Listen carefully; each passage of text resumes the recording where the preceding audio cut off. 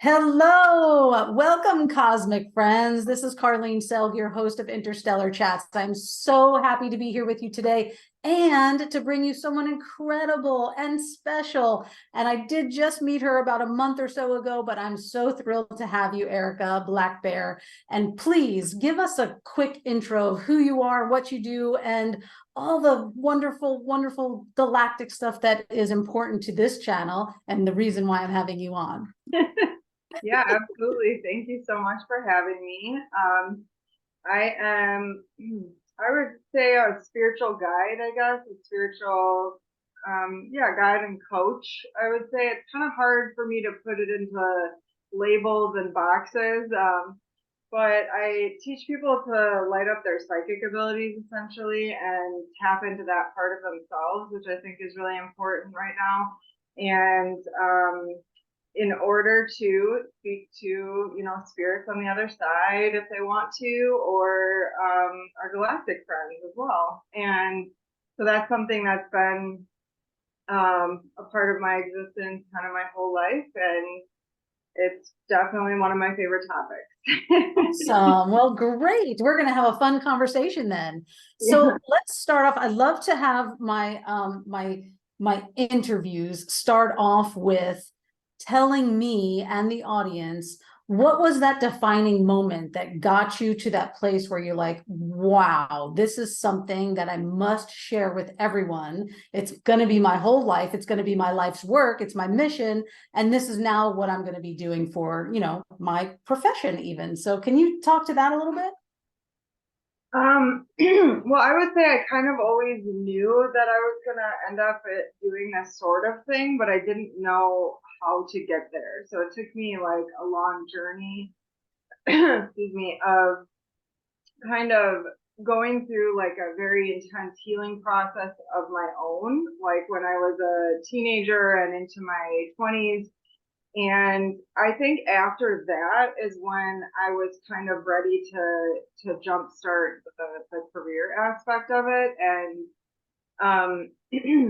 it was something that I've always kind of been tapped into, I would say. And so it comes pretty naturally to me. So it's always been there, if that makes sense. And so I would say that I'm trying to think if there was like like one thing that really kind of like triggered it. And I would just say that I had met a couple of people that were also, I think one of them would call themselves more of like a medium, and connecting with somebody that could also had similar experiences, I think was the jump start of that, because it was very empowering, and it really made me trust myself more. So I would say that was a big thing for me. Perfect. I love that. So let's talk about your conversations or interactions with galactic beings. And I'm going to just jump right in the deep end here, because with Interstellar Chats, I know a lot of our cosmic friends who are tuning in are really opening up now in this very special time to an awareness of our galactic friends and family, their origins to their own star families, and what it means to be multidimensional and really having this relationship with the star people, right? So can you talk more about that? Yeah, so I would say there's kind of two separate things happening. There has been very minimal, but a few in person, I would say, interactions. And mostly that looks like I was part of the Hybrid Children program, what I now understand to be the Hybrid Children Child Program, where there's the Greys in particular, is my understanding now. They have been creating kind of a hybrid race from humans that we had agreed to prior to incarnation. People who are part of that agreed to it. So there was that, and then There's also, I've had a lot of interactions, just on my own, more as like working with them in a capacity of learning, trying to understand more about the universe, about how it works, the dimensions, and etc. And I would say that I have interacted with, I was trying to remember how many different species. I was keeping a tab, like a tally of it at one point, and it's gotten away from me, but it's probably about 100 different species that I've interacted with, mostly in the non-physical realm. And one of the main groups that I have interacted with are Turians, and I've interacted with them on different dimensional scales. So I would say 5th or 6th dimension, and then maybe like in 11th dimension, like as they've moved along in their evolution. So I think that people talk about the Arcturians being kind of blue, and I notice that that is more of the 5th and 6th dimensional, that they look more like that. And when they're in the more 10th or 11th dimension, they take on kind of a white, like light glow to them. And that could also be my own perspective of how I'm perceiving them, but I'm just giving that as my own experience. Sure, that makes actually perfect sense, right? Because the more you tap into the frequency or the vibration of the higher dimensions, the higher you go, the form becomes more formless, right? Because you're then talking about pure consciousness at that point. So it makes perfect sense. But I want to back up for a moment, maybe put a little bit of clarification on some things about the hybridization program, because and I'm going to give you my take on some things, and then I want to hear absolutely some more about your information, your experience, right? Because there was there's two different kinds of experiences, we should say, right? When you are or have experienced an abduction and there was negative entities around and you were subjected to a hybridization program, that is against someone's will. That is usually a violation of some of the, their free will, of the prime directive, of a manipulation of their mind, some programming and that kind of thing. And that is all based in a lot of fear. But then there is also the hybridization program where the light seed, the light workers were concerned, the star seeds and that kind of thing. So that was absolutely an experience that these people, and I'm one of them actually, I can tell you my whole story if you're interested, but that is absolutely where you are agreeing to it.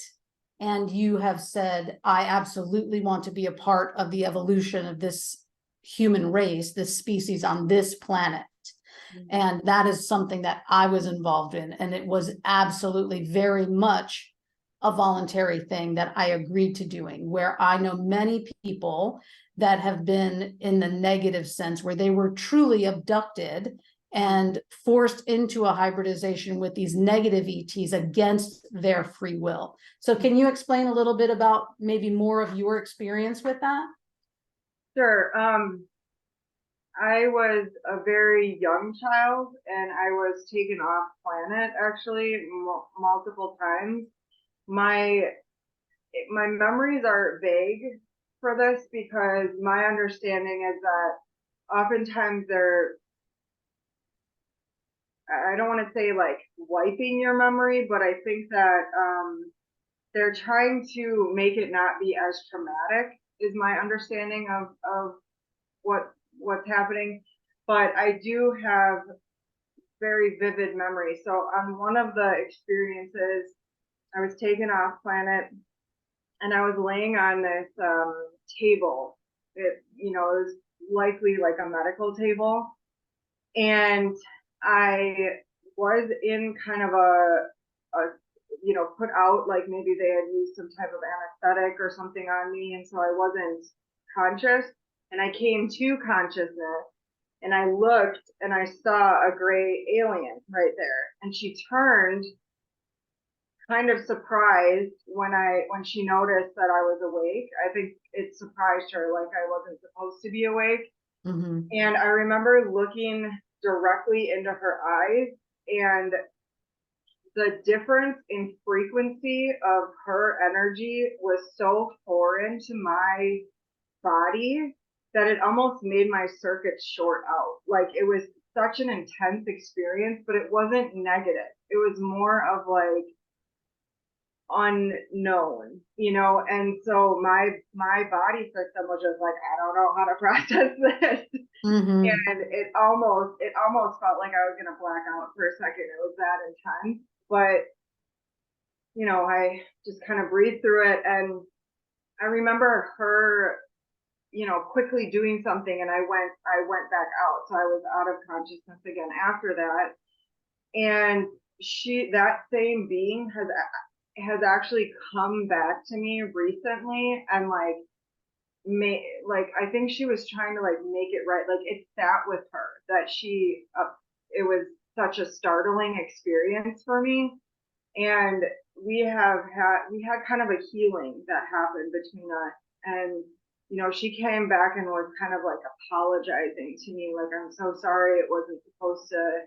And I said, don't apologize. Like that, I loved having that experience, because even though it was really like shocking in the moment, it gave me just that, in that couple of minutes, gave me such an understanding of why they don't just land and come out into the open and interact with us in the way that I think some people would like, because their energy is so foreign that it's such a shock to our system. That gave me that understanding. Mm-hmm.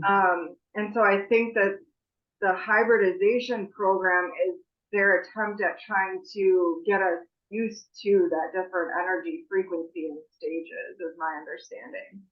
And I didn't know at the time when I was younger that that was what I was experiencing. Like I didn't really I didn't understand what was happening per se.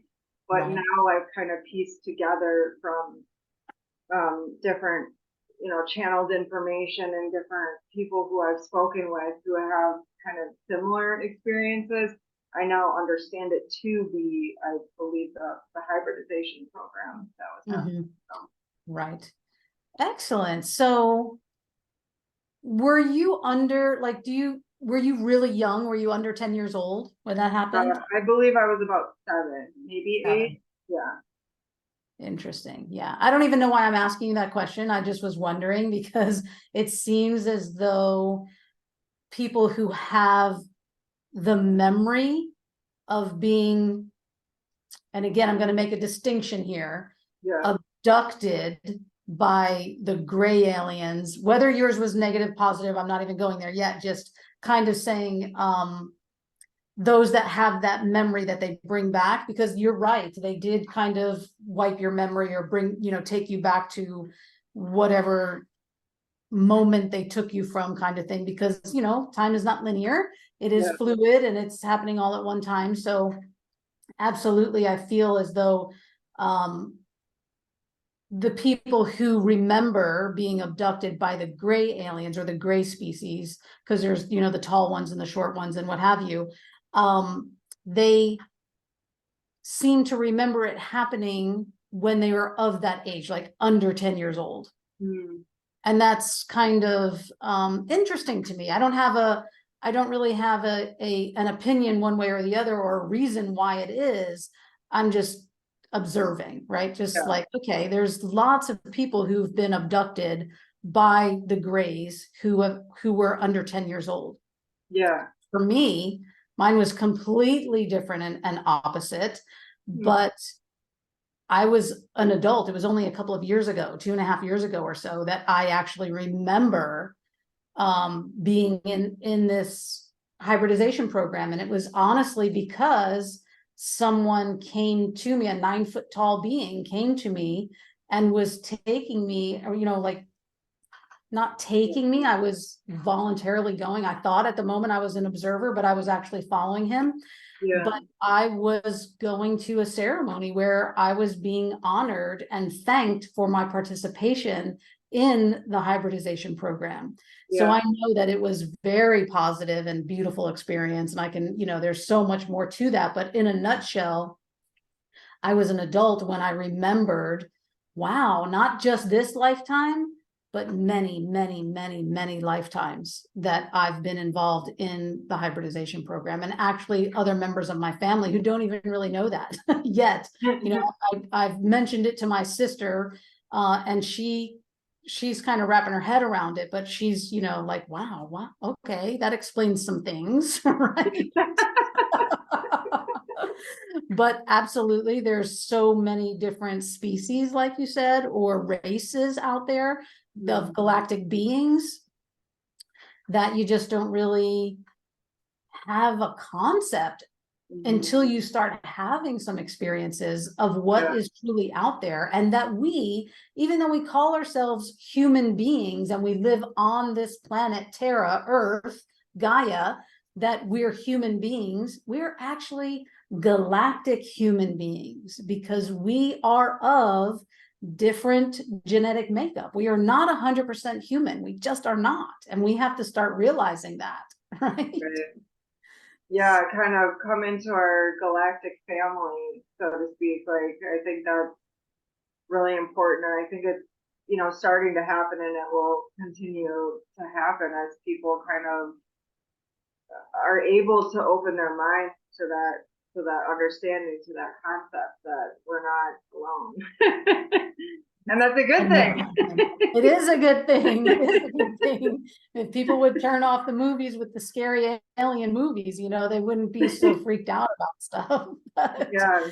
allow yourself to have your own multi-dimensional experience, and you will, it is truly amazing, because even though we say it was in the quantum field, or it was in the fifth dimension, or what have you, it's still absolutely real, and it's still absolutely happening, even if the person next to you can't see what's happening. It's because their frequency and their vibration is not quite as high and doesn't match or meet the frequency of the being who is standing right in front of you, right? You may be able to see them because you can match their frequency, and the other person may not be able to. That does not make it real, or you being crazy or out of your mind or what have you, right? It's just so many different frequencies to be living this life on. And that's, I think, where the basics of this knowing or awareness or education, even for general people to understand that just because you aren't seeing it doesn't mean it isn't real. Exactly. Yeah. And I think that belief plays a big role too. So if somebody doesn't believe that that's real, then, it's going to block them from being able to see it. And so, yeah, I agree that it can be right next to you and you wouldn't know it. Yeah, 100%. And, I tell my clients and people that are in my, retreats or workshops, the same thing, that you absolutely must first have a trust and a faith for whatever it is that you're opening your mind to, for you to truly believe it to be so, right? Because if you don't even trust yourself, or you don't trust that there is the possibility of these different things, and then truly have faith that whether or not, I don't know, the faith is just this belief system, right? Because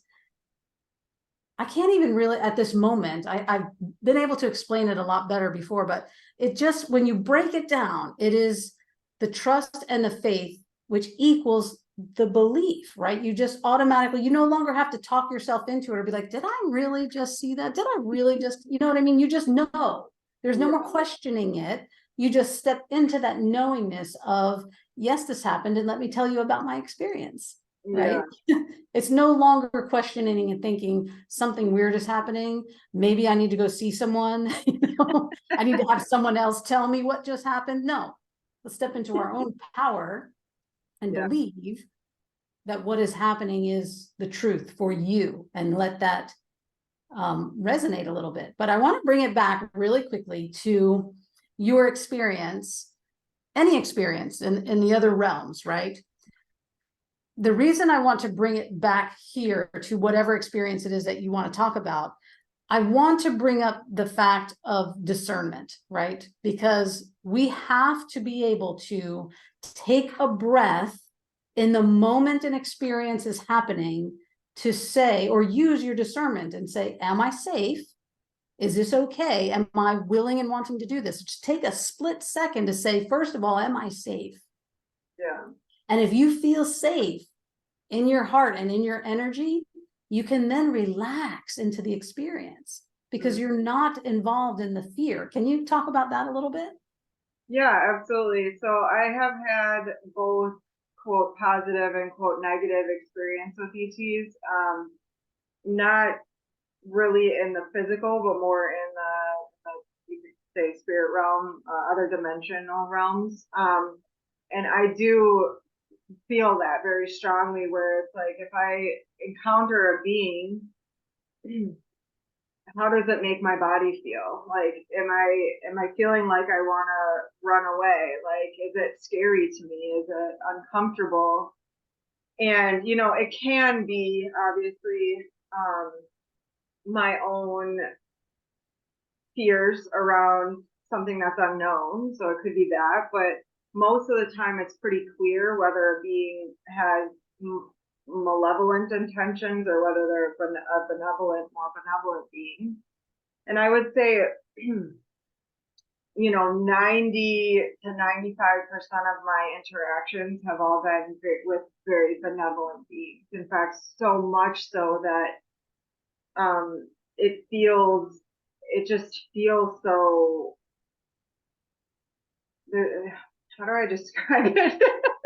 Now that I'm trying to describe the feeling, it's like, how do I really put that into words? It's just so loving and so compassionate. Like, that's what I feel from them, that it just kind of puts me right at ease, and makes me feel like, okay, this is somebody who, and I've had a lot of my interactions are them actually trying to come in and help me with something as a guide. So, but yeah, I do think it is important to use that discernment to, and trust your gut. If you don't feel right, then, just tell them to leave, like get out of get out of the situation. Cause that's the most important thing, I think, is to protect your space and protect your energy field. Yes. And I want to just bring it back for just a second about just letting the audience know, from everything that I know up to this point with my interactions with galactic beings and just being in that realm here in the 3D world, that the negative beings, the Greys, the Dracos, the Sicars, all of the bad ones, if you want to say that, have truly been expelled. They are gone. But because of these hybridization programs, we have human beings that have some of this negative genetic material in them, or I don't even want to say negative, so to speak. It's just this particular genetic material from this race who their overreaching agenda was harmful for this planet and for the human race. It didn't have good intentions at all. So there was some mind control and some programming and some mind wiping, just really taking your memory out of play. So I want to make people really, really aware that those negative beings are no longer here. They have been expelled from our solar system. They're no longer here. And this was a galactic war, so to speak, or, just the federation of worlds, right, that have actually come together and expelled these people. They like to be called people, whoever they are, their races, right? They like to be called people. So these people, these galactic people, were expelled, no longer allowed to be here. But with the humans that are still left here, this is where we also have to use our discernment, because some of their genetic material and their abilities that they have are or can be malevolent, right? And there is a distinct difference between these people. You can call them evil people, you can call them people that are soulless, you can say all the things that you want. If they are acting out of that darkness or that negative aspect of their genetic makeup. However, because they are also human, they have an opportunity to turn towards the light and to be of the light and to be a positive being. So there is some decisions that need to be made, whether consciously or subconsciously, and whether, you know, we're going to be able to get along with some of these people, because eventually the ones who choose not to join the rest of the light community will expire. They will leave, they will die off, their genetic makeup will end at some point. But the light workers, the light, you know, the star seeds will continue, and our human race, even though yes, we are a hybrid of many 24 seed, you know, cedar races, we are going to continue to make this planet our planet, and the human evolution will be a beautiful one instead of one where we are controlled and enslaved and programmed and all that kind of stuff. So I want to just put that positive spin on things and see, how do you feel about even having to deal with some of these people who are living in the world today, creating chaos and destruction and all that? Like, how are you dealing with some of that stuff, knowing the greater picture and being a galactic being yourself? Well, I had a lot of experience with all of that as a child. So I'm a sex trafficking survivor, and I was I not only experienced humans abusing me, but there were other but malevolent extraterrestrial beings involved in that. And I would say that I feel that forgiveness is key. And because I believe we all come from the one, we all come from the same energy. We're all pieces and threads of the same energy, you know, call it God, call it the universe, whatever resonates with you. And so I think that it's really important to forgive, because really that you're talking about yourself in a different body, you know. And so that's the number one thing I believe is important, because to forgive is to allow those beings back into the light, instead of, you know, pointing the finger at them and saying, you know, you're wrong and you're bad. I don't think that really moves us forward, because it's that same back and forth that we've been experiencing for a very long time here. And so to move out of that cycle, I think is the most important thing, is to offer forgiveness and to offer those beings back into the light. So I would say that that's my number one thing about that.